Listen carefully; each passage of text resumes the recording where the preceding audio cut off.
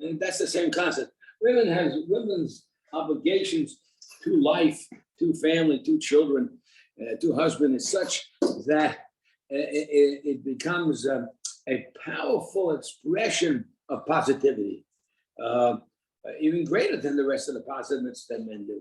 And there has to be an understanding of what this positivity is, what creativity is, what contribution is, so to speak, in terms of a woman's life. And so therefore, men, what can we do? The best we can do, we wear tzitzis.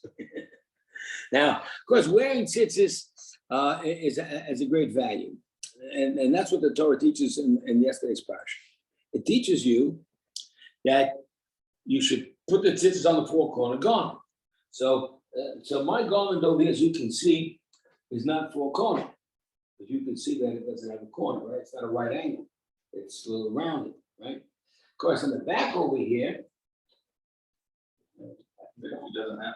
it's great over there. But there are some suits that come with a little slit over here, and so you have some corners there. No, yours doesn't have one. Better than one. But there are some suits that you've seen that, right? Yeah, that little slit over there. And those corners are right angle lines. That's two corners. But if, let's say, these two in the front, that wouldn't mean much because it's rounded. What happens if, let's say, they are rounded? It used to be a style made back when, a really stupid style of when men's suits were, but they actually were right angled. And right angle here, right angle here, right angle, and split in the back, and you got four corners. You have to put tzitzis on the garment. You have to put tzitzis on the jacket. And the truth is, ordinarily you would have to do that, except the reason not is because in order for the garment to be considered really four-cornered, it has to be open completely. So this is completely open here, but this over here wouldn't be completely open because it's only slit up a little bit. There's got to be a four-corner garment where it's completely open. Now, these four corners represent the four corners of the world, represent a world view of how to live in our world. And what it does is it gives you a sense of being covered and wrapped with the sense of a protection of Hashem in our world, almost like your own little world, so to speak, when you put the talents on. Now, the tzitzis, I should mention one other thing before I go into the tzitzis itself, is that the talis, a person, a little boy starts right off the bat, actually when he's 3, when you have a little ceremony, and cut the boy's hair, the upsharing, right? So you give him a little tzitzis, and at the ceremony, he kisses the tzitzis, and he makes a bracha, and he's introduced to the world of Jewish education at the age of 3.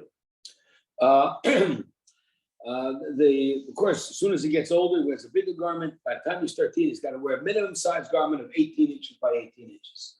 And if you get a little bigger, like me, then you need a larger garment. The tzitzis itself is worn under the shirt. Though Hasidim will wear it on top of their shirt and under their jacket. Hasidim did that. My grandfather used to do that. And the tzitzis right there on top of the shirt. But most of us wear it under the shirt. And the talis that we wear during davening will will wrap us. It's worn certainly on top, as you all know. The other important thing to remember is that there is a dispute between Sephardim and Ashkenazim when to start wearing the big talit gadol, the big talis when you're required to do that. Now, when you become bar mitzvah, obviously you're required to put on film. We all know that.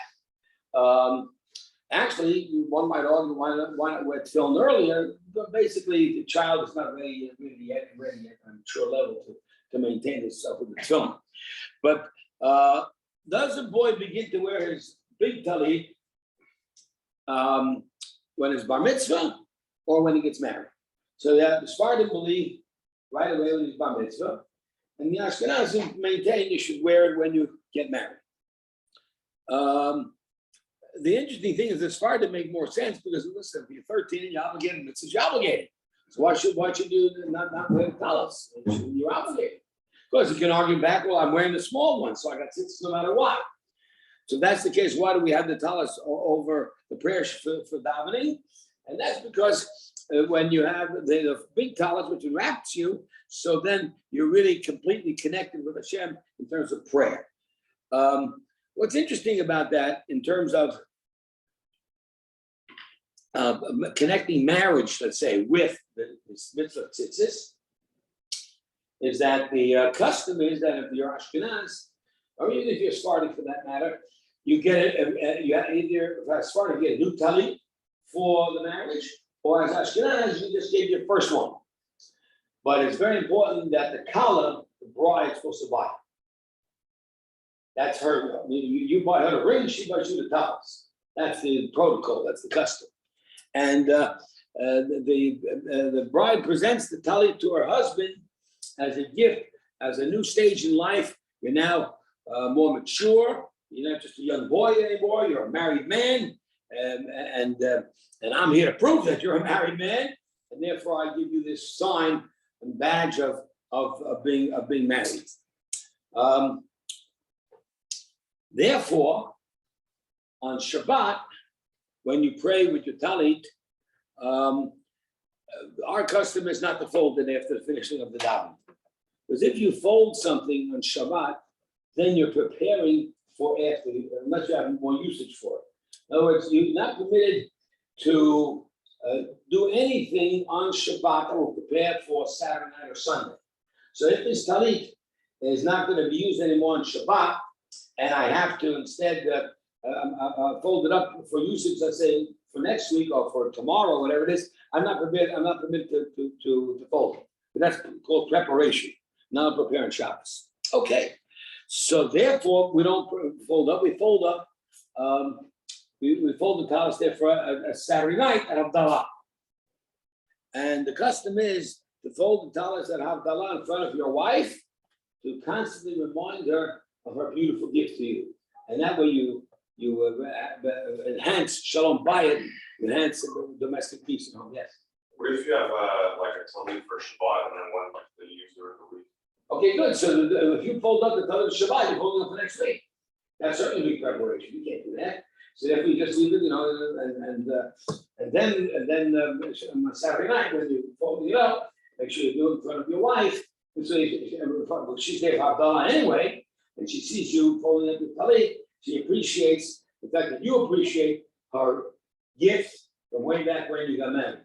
Because we're talking 10 years into your marriage, I understand. And sometimes people after 10 years start forgetting about what it was like in the original days, the romance days and so forth. So you want to rekindle that romance. One of the ways to do it is every Saturday night, fold your talit in front of your wife. Okay. Another very important custom, Sephardic custom, is that they have this new talit. They've been wearing talit since the 13th anyway. They put on the talit, a new talit that the bride buys for him, and they put it on at the chuppah, at the marriage ceremony. You put on the talis, and then the custom is you make the bracha, and you make the bracha of the tzitzit. And by the way, the bracha for the tzitzit, the talit katan, the small tzitzit, versus the larger talit is a different bracha. One is Asher Kiddushanu, the double son of Al Mitzvah Tzitzit, that's this, right? And then the other one is the Tatei Tzitzit. That's the large one. So the custom is at the Sephardic wedding is that after the chassan gives the ring to the kala, so then what he does is before they read the ketubah, which we're going to get into in a moment about the ceremony and stuff, is he puts on the talit, makes a bracha. It makes him the bracha. So then, once he finishes that bracha, so then he wraps himself in the talit. And then you wrap yourself, and then you extend it, and you fold it. You wear the talit. You make the bracha. Actually, the proper method of doing so.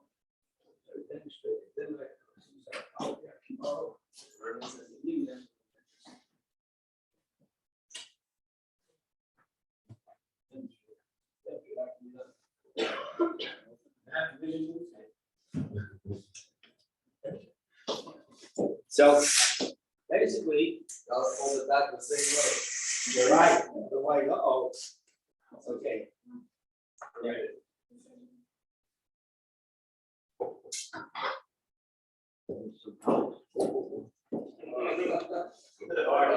Whoa. Anyway, so the general procedure is that you take this as it is like this, and you hop it over your shoulder. This way you can count and make sure that the tzitzis are kosher. So of course, we all know the numerical value is extremely important because you have to have here 5 knots, 1, 2, 3, 1, 2, 3, 4, 5 knots on each corner, and close it up there, 8 strings. And then you say a special prayer when you're prepared, when you say a special prayer when you're doing this procedure of checking. When you really have, you're obligated, by the way, by halacha to check. And it's not just just going through the motions. So 1, 2, 3, 4. 1, 2, 3, 4, 5. Again.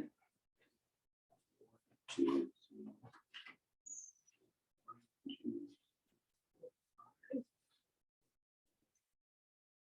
Now go tighter. 8 strings. 1, 2, 3, 4, 5. How many strings? Everyone knows 8 and 5 is? 8 and 5? 8 times 40. 8 plus 5. Oh, You're not gonna count that. Do you imagine? You'd probably make an error in if I gave you my taxes and bring you back an extra 20,000. So anyway, so that's it. Now it's the check. We all know that the word tzitzit, tzaddik yud tav. You need to know your alphabet. The tzaddik is 90. The yud is 10. Another tzaddik is 90. Another yud is 10. That's 200. The letter tav is 400. Together, 600. 613 is the mitzvah of tzitzis, which means to tell you that every time you look at the tzitzit, it reminds you that you're 613, that you're obligated in the Taryag, and that the essence of your commitment to Hashem is the full compact story of the mitzvah of the Torah. And so once you do this and you check it out, so then you unravel the talit as follows. Open it up like that. See? So the smallest one over here. You kiss it over here. You kiss it over here. And you make a bracha. And as you make the bracha, really just about here. So this way, you're able to do the wrapping immediately after the bracha is finished. And you then cover your eyes with it. Very important, cover your eyes. And then you wrap it around like this, say another prayer. And then once you do that, then you establish it where it belongs in the right position. Where'd you come from? Snuck in while I wasn't looking. What timing? It's the only time to enter. Those of you that are here the first time, this is Baruch. You wouldn't want to miss out on Baruch. And then, of course, you simply, most customs are just go this way, and that way, and it's proper. And it's left on there for the most of the prayer because this way you have a second covering besides your kippah.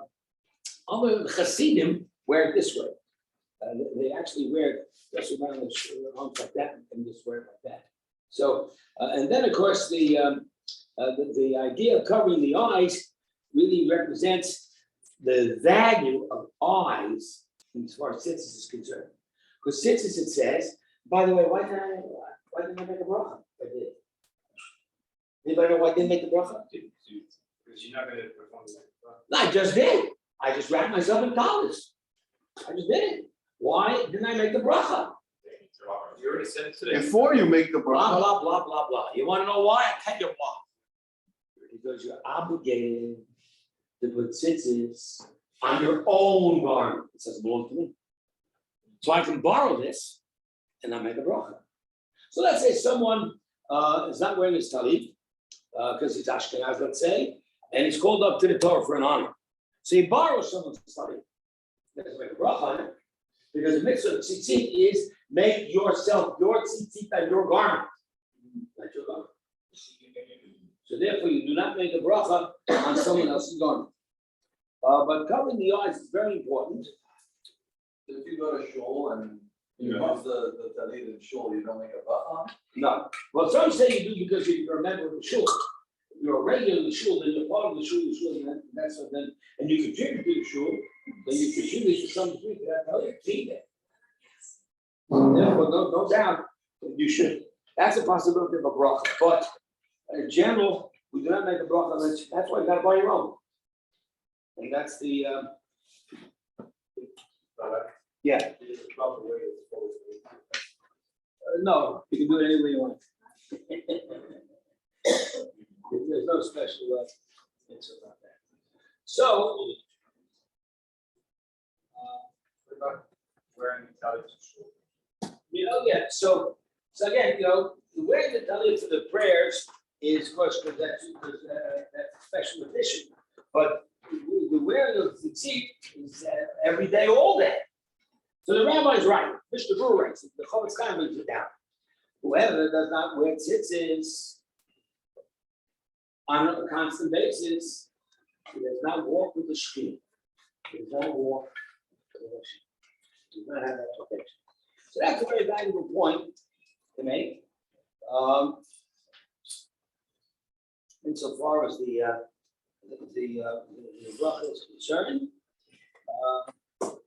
and that's a very important point to make insofar as the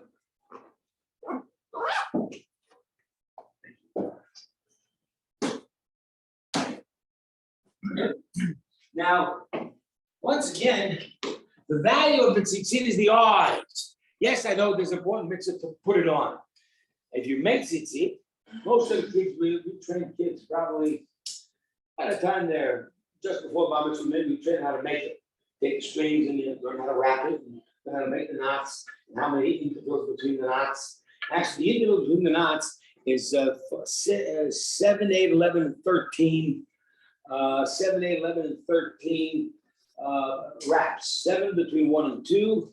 8 wraps between 2 and 3. 11 wraps between 3 and 4, and 13 wraps between 4 and 5. The 7, 8, 11, 13, I'm not going to ask you. 7, 8, 11, 13 is a total of 39. 39 is the words Hashem Echad. Hashem is 26, as you all know. Echad is 13. 20 is 39. When you have those wrappings, you represent 39. Now you also have here the 613, which is like I said, number 13, but you have it on 4 corners. So if you have 4 corners and 8 strings on 4 corners, 8 times 4 equals 32. 32 is the word lamed bet. What's lamed bet? Heart, lead. So that's what should be covering the heart.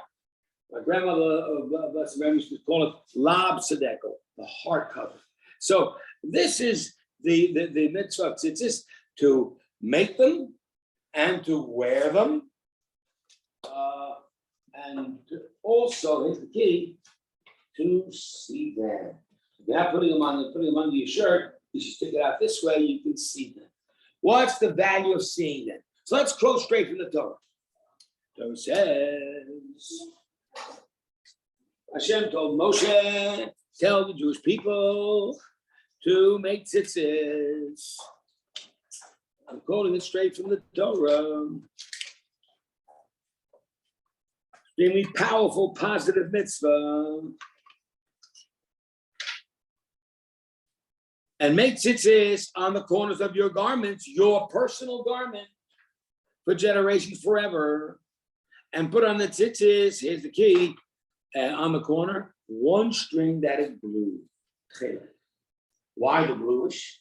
Because the blue reminds you of the ocean. And the ocean reminds you of the sky. The sky reminds you of Hashem. When you look at that blue thread, you really have this real conscience of Hashem with you. Of course, on the other hand, you say we don't have blue thread today. Why don't we have blue thread today? We lost it through the years, through the persecutions, through the geographical dislocations and movements. We don't have the blue thread anymore. So not having the blue thread anymore, that they mean you still can't stop the tzitzis. You have without the blue thread. Kind of sad that we don't have the blue thread, but at least we have the tzitzis. The blue thread is supposed to be able to remind you again of Hashem's presence, but it doesn't go directly to Hashem. It's got to go through steps, because your own personal development in relation to Hashem is step, it goes by steps gradually. First, you think of the blues, then you think of the ocean, then you think of the sky, then you think of Hashem. It's gradual how you really build a relationship, so to speak. It doesn't happen like that overnight. In any event, then it says, you should have the tzitzit, and here's the bottom line. What you do with this tzitzit, what you're wearing them, what's the line? We will eat them, oto, see them. Because why? Because if you see them, you'll remember all the mitzvahs of God. And then you will do them. How will you remember them? You will take a look over here. You will see what is representative of the 613. And at that point, you will remember your obligations to Hashem. And in so doing, you will be able to do and remember all of your obligations, become a 613 in reaffirmation of your pledge. But then it says something else. What about eyes? The eyes have it. Well, maybe just turn it off. Great idea. Turn it off. Turn it off.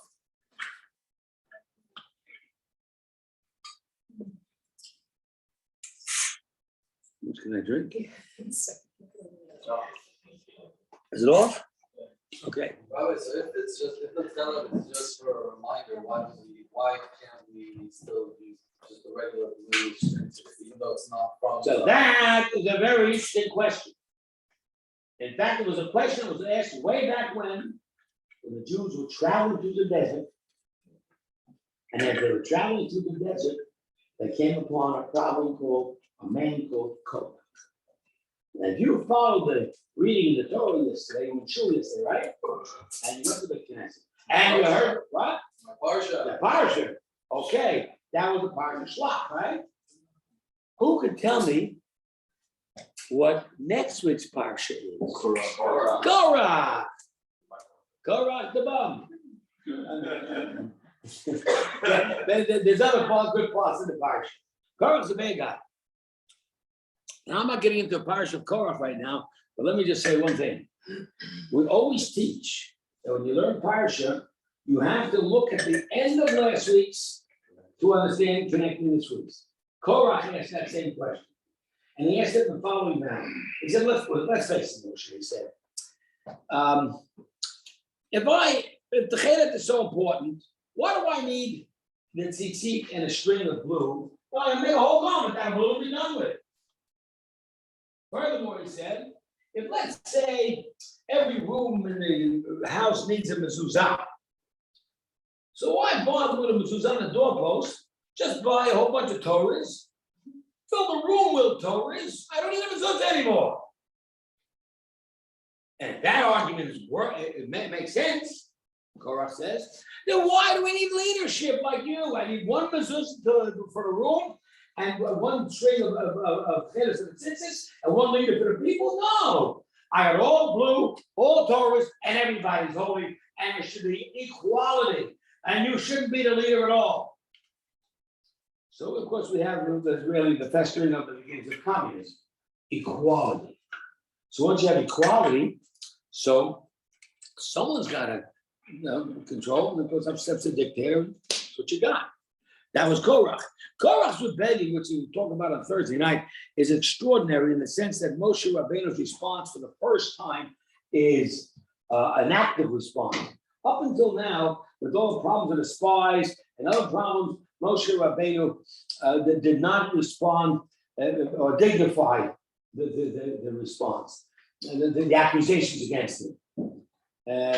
He told humility, he was silent. But with Korach, he's going to open his mouth and he's going to tell him all, and he's going to curse him. And the curse comes true. We'll learn about that on Thursday. In any event, the point is that you got to look at it and use your eyes, because here's the second part. Do not. This is a positive, this is a negative mitzvah. Got to remember, never be tempted by your heart or by your eyes. Because I know for a fact, says Hashem, that you're easy prey for that. Every person has a Yetzer Hara, the inclination to do wrong. Every person has rebelliousness within him. Every person tries to throw the yoke of obligation off, and that's all part of our nature. And in that sense, Hashem says, do not follow those temptations. I know what you're looking at. I know what your heart is desiring. Do not follow. The two factors involved are, the two most specific factors are, with regards to idolatry, which is tempting, and immorality with women and women together, which is tempting. The temptation factor is as follows. One is, of course, very physical, the absolute insatiable desire, which the Torah forbids, and which the Torah says. But if you look, you're gonna see a pretty woman, and she's not clothed properly, and everybody's gonna be tempted. I'm a big tzaddik, don't bother me, alone. The other temptation is a mental one, your heart. You follow your eyes, that's a problem. Big problems, we said. Follow your heart, because you hear somebody give you a real good argument against God. Some big shot professor in the university who promotes atheism, or someone gives you a better argument. Some reform rabbi comes up and comes to you, yes, we believe in God, but we certainly don't believe the Torah came from heaven. Certainly don't believe the Torah came from Sinai. Certainly don't believe Moshe Rabbeinu. And he brings these powerful arguments. How tempting! Because when he's right, then you can drive on Shabbos, go to the temple, play games, have a good time, have the guitar playing, and fool around on Shabbos in the Reform temple, in the conservative junk house. but you understand that these temptations are very, very powerful, and they're subtle. They creep into your brain. Someone says to you, "You don't have to keep this mitzvah. That's too strict. That's for the rabbis. You don't have to bother with that as observant. That's extra. That's Hasidic. You're doing too much extra. Don't be so strict. Don't be so extreme." That's idolatry. It's idolatry, taking you away from the commitment that you make in terms of keeping all the mitzvahs according to all the rules that the Rabbanan and the Gemara set down. Well, we don't have to listen to every part of the Gemara. I remember my father had an argument with a conservative rabbi, because they built the temple. When they built this temple, and the Torah is there, right? So they didn't put a curtain up. So my father was bothered by that. Why didn't they put a curtain up? Well, and my father said, "It's right in the Torah. They built the sanctuary, they put a curtain up." So the rabbi said to my father, "I know it says it in the Torah. We don't have to listen to everything it says, you know." So years later, I met a conservative rabbi, and I said to him, you drive on Shabbos, fire, burning on forbidden labors. The Torah says you can't drive on fire. It says specifically fire in chapter 35 in the second book. Shmos, those of our Israel who saying you can't burn fire. Well, you don't have to listen to everything. So I said to him, "Tell you what, you have a Torah in your shul?" He said, "Sure." I said, "Well, why don't you take it out? Let's go through it, you and me. Whatever you don't listen to, we'll just cut it out with a scissors." So that was out, that was out, that was out, that was out. And now you've got a whole new Torah. That's funny. I know. I love my jokes. Anyway, I mean, again, there comes this point where you have really a temptation, and it's a slippery slope. And you break this rule that you kept, and then you break another rule that you kept, and you were keeping it, but we take a little lenient and how it is, and with community members that maybe are a little less than you, and now you try to imitate them, so to speak. That's temptation. What leads you or what keeps you strong away from temptation, whether it's be mental or physical? The strings be it. And of course, the woman's participation is like keeping her husband in check with regards to buying him this thing. But since talit, and since is in fact a garment, it imposes upon women rules about their garments. Noach made a fool of himself after the flood, as you well know, and he got himself drunk. Highly undignified. And he became naked, certainly undignified. And his youngest son came in and said, joke about it, naked. Right now, of course, the rabbis want to teach a deeper meaning. They want to say that actually, when the Chum came in, he actually castrated him, or committed an act of homosexuality. And either way, it was just a very abusive thing to a father. Anyway, he comes out to his brothers, the other two, and he says to the two of them, one is Shem, by the way. And Shem becomes, of course, us, Semites, right? And the other one was Yefet, the father of the European nations. And he says to the two brothers, the old man, he's a crack up goofball. Look at him, he's naked. Come on, let's take a look. So the two of them pick up a garment. He holds it here, he holds it there, and they bring in the garment to cover their father. Correct? Not to see their father in disgrace. And that teaches you a great lesson, by the way, about honoring parents. Even when you know that your mother and father do something wrong, you know it. You're not stupid. You know, in fact, that the man is naked. Nevertheless, don't look at him and focus. So they walk it backwards.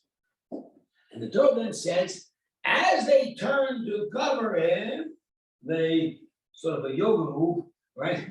They stretch their neck, do this, all in order to avoid seeing him. But they know he's naked. What's the difference? The difference is you should never have a view of your father's humiliation. Why? Because when you view something, it's a whole lot more than you know. I know X, but when I see it. So of course, let's say there's a downtown, there's a murder, some bank robbery, whatever it is. Okay, you read it in newspapers, you feel bad, it's a terrible thing. Why do people do such violence? But then they tempted to turn on a TV so that some guy, Channel 4 News reporting live, right? And this way you can see exactly who the victim is, and a guy got killed. And of course, if that's not good enough, then you go to the movies and watch 15 murders in one movie. And the next movie tries to become better, gets an Academy Award, it's got 20 murders. Why do people want to see this? Why do we not want it? Eyes run after these temptations. We all have inherent enough within us a temptation for violence. We do. But I'm such a sweet guy. I wouldn't hurt a fly. Well, that's not true. I wouldn't hurt a fly. That's why a fly if I had to. But I wouldn't hurt another person. I wouldn't slug anybody. I love seeing it. Crazy. Because the eyes represent, and really it works together, eyes and heart. The eye sees, and the heart desires what the eye sees. And then, off and out. And then it says, and you will see the mitzvos, remember them, do them. 3 steps. The other 3 steps, don't go after your eyes and your heart and your eyes, because then you'll end up doing that too. Just 3 steps either way, right? It's the initial contact, the internalization of the idea, and the big action. So we understand, talk about it in our world, about domestic violence. How do 2 people They stood on the roof with dreamy eyes about each other. And with such joy and love, and I'm madly in love with you, and so forth and so on. All of a sudden, maybe a year later, there's domestic violence. Okay, there's arguments we understand. Domestic violence, how do you get that? How do you come to that? Well, because it's in our ability to do, it's within our temptation to do. It could come to that. It doesn't have to, but it could. Which means simply, basically, to stay away from any notion that could enhance the temptation. And therefore, that's where the tzitzis comes in for the man. Man's walking down the street. He sees a woman clothed properly. Goes through the streets. The woman, for her part, is careful to dress the sleeves, to dress properly, to dress respectful, to understand men are tempted, to understand the nature of how these beings, male and female, are created, and to understand that it's their responsibility to maintain a holy and spiritual environment. Now, to talk about environment simply means that if a man wants to say a bracha, and there's a woman improperly dressed in front of him, he may not say that bracha. So let's say, okay, so davening is easy. The women are behind the mechitza. But being behind the mechitza, by the way, has nothing to do with, it's not completely because of tznius factor. What it's there for is because that's the way it was done in the temple in Yerushalayim. We want our temples to be similar. But it's also there, again, for the tznius factor and for avoiding distraction. Man is saying Kiddush Friday night at his table.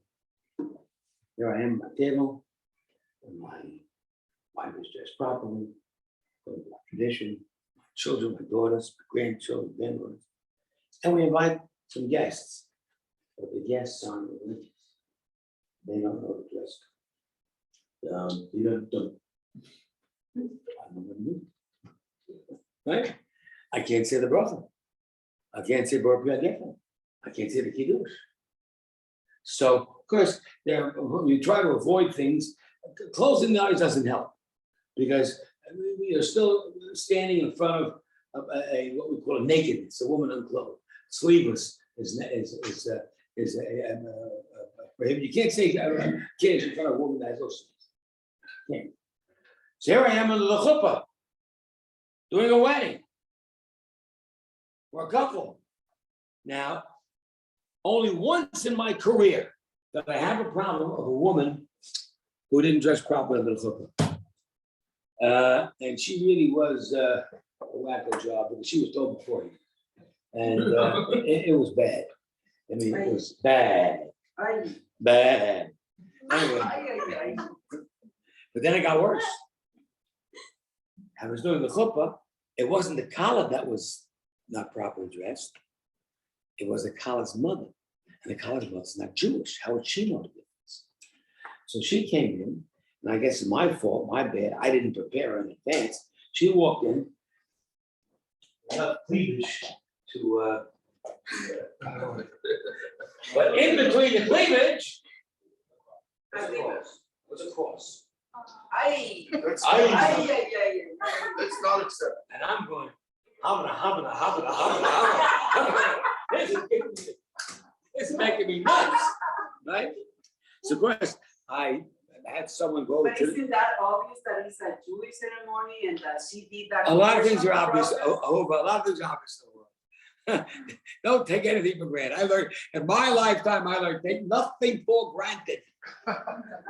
Right? Anyway, I don't take tomorrow for granted. Anyway, so I had someone tell her that that maybe she should at least move the cross and pick it up a little bit. Anyway, she got real offended. Oh my goodness! Now I'm in real trouble. And so, but I'm just saying that you have these situations which are defined by halacha, by Jewish law, as clearly what's proper. So, a young woman is getting married, beautiful, and she has the beautiful white dress, and doesn't come with sleeves. It's obviously unacceptable. So she puts on a sleeve. But it's a real see. So, it's acceptable. But then some other lady came up with an ingenuity, a real, how do you rule on this one? She put on some cloth under the see-through. But the cloth was skin color. Can you tell the difference? No, Well, if you're looking. Anyway, these are various situations that you want to try to avoid. Obviously, the imperative of a woman's tznius and self-respect and propriety for within the environment she lives in to create a beautiful environment, in fact, is comparable to the man wearing tzitzis. Keeping both parties on a healthy, respectful, and separate level. Torah teaches, they're out to war. And it's in Devarim, it's in the Parshas Kisei, towards the end of the last book of the Torah, Kisei. And the many people going out to war. And we have to war, and this is your environment, this is your camp, right? This is your community right now. The battalion of the unit of all the fighters, right? And you want to keep this little camp of yours as holy as possible. Says the Torah, "V'yamachanecha kodesh." Okay. So maybe you get up early in the morning before the battle and put on tops and fill and pray to Hashem. That's a good way to start the battle. Hashem should be with you. And as my Rebbe used to say, Zechron Lebracha, there's no atheists in a foxhole. Everybody screaming out, "Oh God!" Everybody. So at this point, we want to keep this camp holy. And of course, let's say someone has to go to the bathroom. Well, that's certainly, you can't pray in front of a bathroom, or in front of a toilet, or an open bathroom. And you have no bathrooms out there. Not even the outhouses of construction workers. What do? So you go leave the camp. Of course, it's very explicitly, mind you, but forgive me being explicit. Pardon me. And you go out to the camp, outside the camp, at least a good distance, maybe 30 feet, 40 feet, whatever it is, and you dig a hole, and then you deposit what you need to deposit, and where you have to go to the bathroom, whatever it is, number one, number two, whatever it may be, and then you just take the dirt and cover it up again. And this way you maintain the holiness and the godliness of your camp. And it's not being violated by something foul. But then the Torah says the same thing about, and the very same portion says, what happens if a man, one of the soldiers, has a nighttime incident? A nocturnal emission, we call it. Why would that happen? Well, because maybe he left behind his family, his wife. He hasn't been with his wife for 2-3 years, maybe. He's fighting and this and that, and his desire, there's within the male, this need for whatever, and it happens. That also violates, but maybe bad thoughts here and there, for a woman, for his wife, and those thoughts again aroused a situation which caused the camp holiness to be compromised. So we learn from here how important it is to maintain the level of tznius, of modesty, insofar as the male-female relationship is concerned, not only during prayer, but extended beyond, but definitely during prayer. And that's what it means with the extra talit, the larger talit, during prayer. Because it's prayer that's specifically holy. And that's why the intermingling of male and female is at least minimally restricted by during the davening, so that you can really focus and not be distracted. In any event, this is the mitzvah tzitzis. So now I wanted to just share with you, based upon these levels of modesty and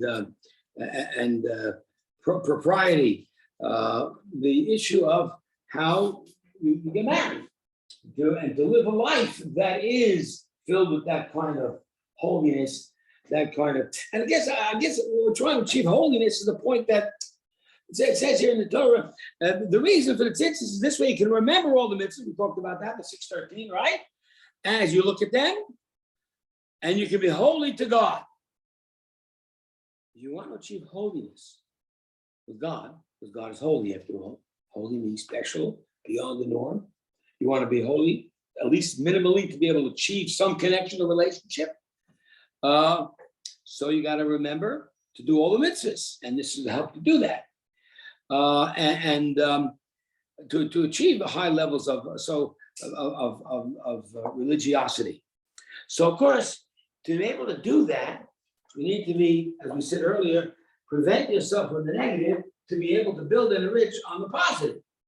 And so therefore this positive, right, is going to help us prevent any negativity, which allows us to build on a whole lot more of spirituality, holiness, and so forth, within the marriage and within the davening and so forth.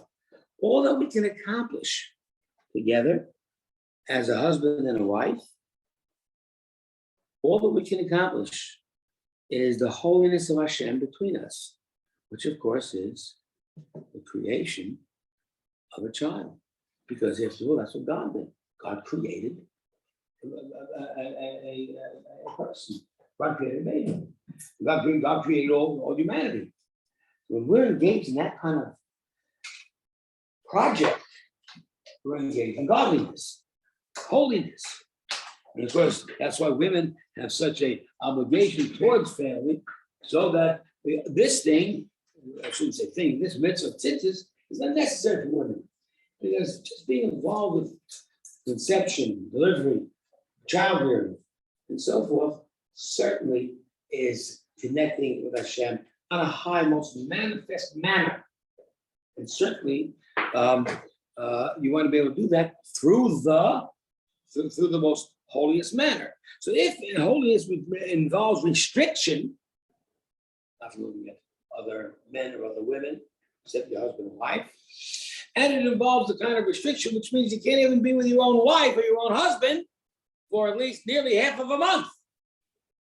Because after all, you have the laws of family purity, mikvah and so forth, which is they're built in order to be able to be able to achieve within the couple a sense of relationship that has absolutely nothing to do with real desires, except the desire to please the other.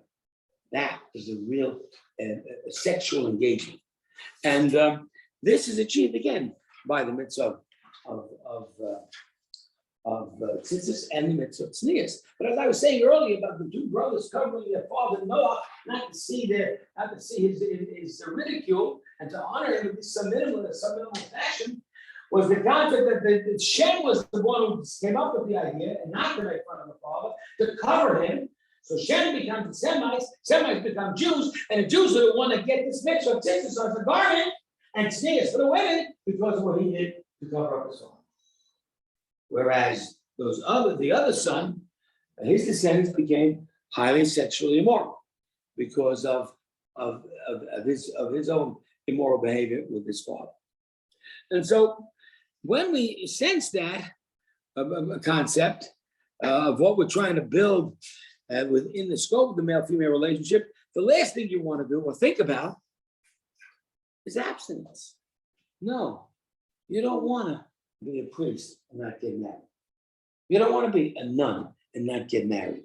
That's not what Hashem wants of you. First of all, Hashem wants children off the top. But in addition to that, there's another concept. The concept is that you can take something that's so definitively physical and make it something holy. Even going to the bathroom, you come out. I've talked to non-Jews, they were astounded. We say a bracha if we're going to the bathroom. Yeah, we do. We make it a holy endeavor, as strange as it may sound, because everything is a gift from God. The whole body function is a gift from God, and the bodily function of sex, in which a husband and wife come together to bring a child to the world, should be done, but within the confines and the restrictions of the Torah, and that's why the laws of nida, family purity, and mikvah play such a large role in our lives. The bottom line of if you wanted to know the big three of a religious Jew defined, Shabbos, kosher, and mikvah. That defines a religious Jew in the most basic, simple form without a whole lot of other enrichments. And so the idea is that the proper development of responsibility is understood within the wedding ceremony as to be contradistinctive to the story of the Rambam. The Rambam brings a story, very explicit. Our teachings are very explicit. And it says, the Rambam says, it wasn't many years ago before the Torah was given that a man walked down the street and felt an urge. He saw a woman and he said to her, how much for tonight? She'd say such and such, I have to make a living. Okay, I'm a man of honor. I will give you what you need, what you want, and spend the night with you. And then I would go. Goodbye. Says the Rambam, that was protocol before the giving of the Torah. Says the Rambam, now the Torah came and changed everything. And what did the Torah say? The Torah said, you walk down the street and see this woman and you're interested in her, you don't pay just for the night. You pay forever. And you get married. And in getting married, the majority of the wedding ceremony in Judaism is very legal. For a starter, we need a contract. The contract in itself of the Ketubah is of extreme importance in terms of the sense of responsibility involved. The responsibility of the husband to a wife is so outlined and so detailed in the Ketubah, food, clothing, shelter, relations, and kindness, and so forth, that it goes on beyond that to the extent where there's an obligation beyond the marriage after 120 years, or God forbid, there's a divorce. And there's still an obligation. Well, guess what? We came up with alimony. The government copied us. We came up with the idea. Woman can't be just discarded at will. To the contrary, no responsibility. And if it didn't work out, no matter whose fault it is, you got to take care of it. And that's the responsibility the Torah teaches through the Ketubah. Once a Ketubah is written and presented by the Chatan to the Kala and under the Chuppah, the Kala is reminded she must keep it in her possession for the rest of her life. If heaven forbid it is lost, even though you are legally married, you may not live together. And I got a call a few weeks ago from a couple, 10:30 at night. Wow. So I said, you can do two things. You can come to me and find someone else. We can come two witnesses. I'll write you a new contract. Or you can rent a hotel room for the night. But you ain't staying in. Because that's the law. You can't live with your husband without maintaining the whereabouts of that ketubah at all times. So now at the ceremony itself, the ketubah is read. The reading of the ketubah itself, particularly with the Sephardim, it's very entertaining because the rabbi usually sings it with a nice tune and stuff. But in fact, the actual reading of it is not understood by anybody. There's only two words that you understand in the ketubah. The whole crowd is sitting there listening to all the talking, saying over the ketubah in Aramaic, blah blah blah blah blah blah blah blah. No Aramaic, not in Hebrew. It's the ancient Talmudic tongue of Bavel of Iraq, right? And they're saying it over. And what are the only two words that you understand that are in English in that document? The date. No, the date's in Hebrew, but that's good. That's good. Los Angeles, California. Or if it's New York or whatever. That's what you understand. And people are kind of, a lot of non-religious people that are not really familiar find it fascinating. They would listen to this guy saying all these Aramaic words and say, Los Angeles, California. I think that was very cute. And the whole idea of this ketubah is read simply to make an interlude between the two factors of the wedding. Factor one, factor two. Factor one is the commitment of acquisition. A man is acquiring for himself a wife. He acquires the full responsibility for care, for maintenance, and for support.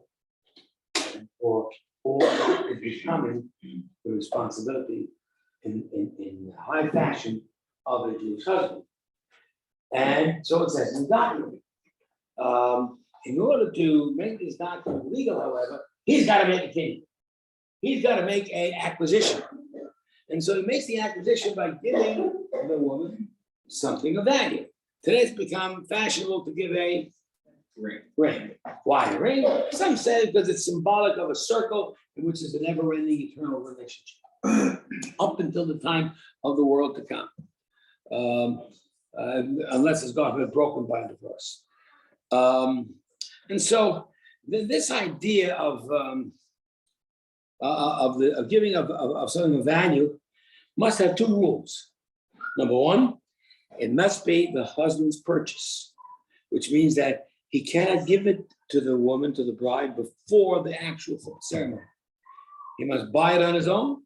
And if you want to make sure that it goes to the finger size of the woman, you just get her size and tell it to the jeweler. The actual finger that is used is we teach this oftentimes, is the extension of the index finger of the right hand. And in order sometimes for a woman to remember that, maybe under the chuppah she might forget or whatever. So when I'm doing the wedding, I simply tell her, please point to the man you want to marry. And so this way I get the finger out there. Once that finger is out there, the responsibility of the husband is to present the ring. But he can't present the ring without a statement, because otherwise it's a gift. A gift means nothing. I need to know what your intentions are. And so he says, anybody? You know, he's practicing. You're practicing this, not practicing. You're planning this. You're planning. All right, behold, you are betrothed to me and acquired to me and sanctified and holy to me with this ring, Tabazu, that Moshe of Yisrael, as according to the laws of Moshe in Israel. Now, there are a lot of times when the rabbis stay with the bride and groom, and he hasn't practiced this one liner. And even if he has, sometimes he gets nervous and he forgets it. So the rabbi's got to give him, has to feed him the word sometimes. So the rabbi says, hooray, he says, hooray, but the one word that the rabbi can't say is Lee. Because if the rabbi says Lee, he's marrying her. Right? So therefore, he better, if you can't remember the whole sentence, at least remember one word, Lee. But then they all tell a story about the poor rabbi that had a stutter. It became really, really difficult when he said, ha, right. And the guy went, ha, right. And then when he got the Kudeshet, and the poor guy went, Kudeshet, he told him,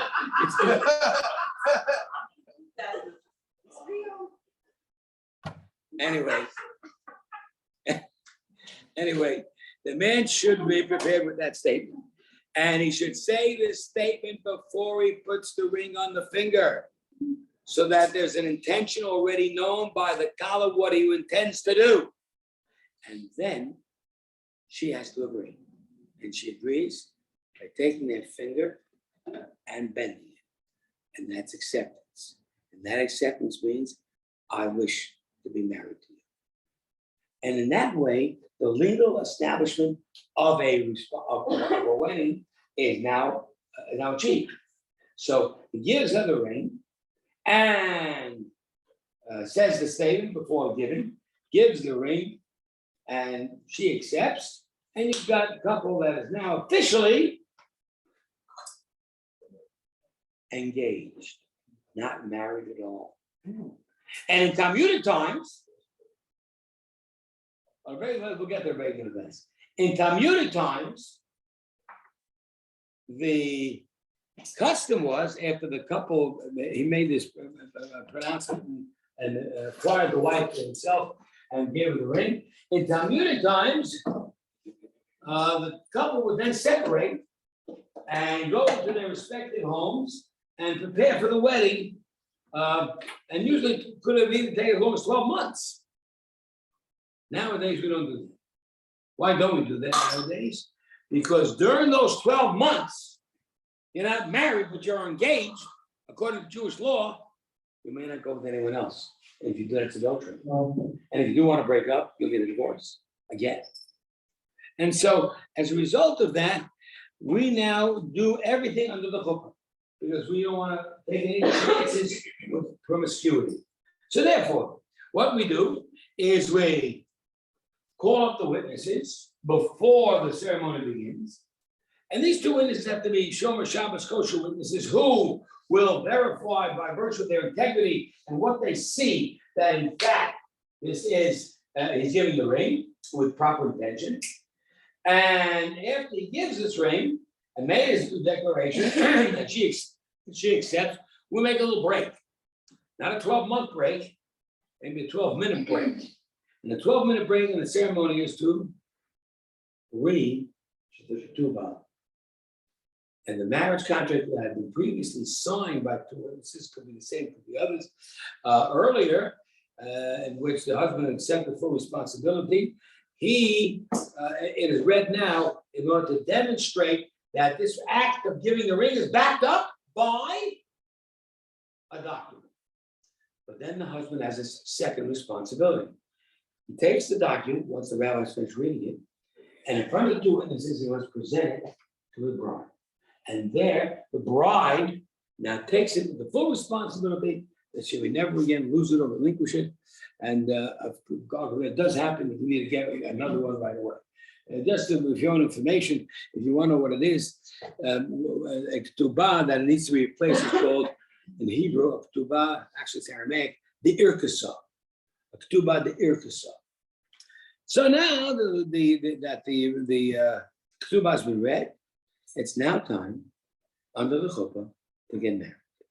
The chuppah itself represents marriage, represents a culmination. Beyond the legal engagement, which was taking place with the ring, beyond all that, and reading of the document, we need to infuse into the ceremony a note of religiosity, a note of Hashem, a note of a bracha from Hashem. And so under the chuppah, we will recite 7 brachas, 7 blessings, Sheva brachas. And now, by the way, many of you are familiar with Sheva brachas. We've had a couple of celebrations recently. These Sheva brachas are so significant, referring to the 7 spheres of heaven and the 7 qualities that were expressed on the Count of the Omer. These 7 spheres represent the relationship that starts here and lasts to eternity. Now, the reason for that is because we all know that initially at creation, the soul was created as one. Then Hashem splits the soul, put half in the female, half in the male, and it becomes their job to find each other through the midst of all the people who go through life meeting, particularly when you get of age to do so. Yes, sir. I'm really sure that that's we translate the word tov to good, but realistically it's complete. And when we say mazal tov, it's basically we are completing the mazal. You finally full, you finally won. Is it? Yeah, but that has nothing to do with the numerical value. That's simple mazal tov. Right. Right. So obviously, Ein Tov, you want to have goodness, so you'll bring out, the mazal that should be good, and that's the wishes that we give to the couple. In the meantime, these 7 brachas represent the 7 spheres, an eternal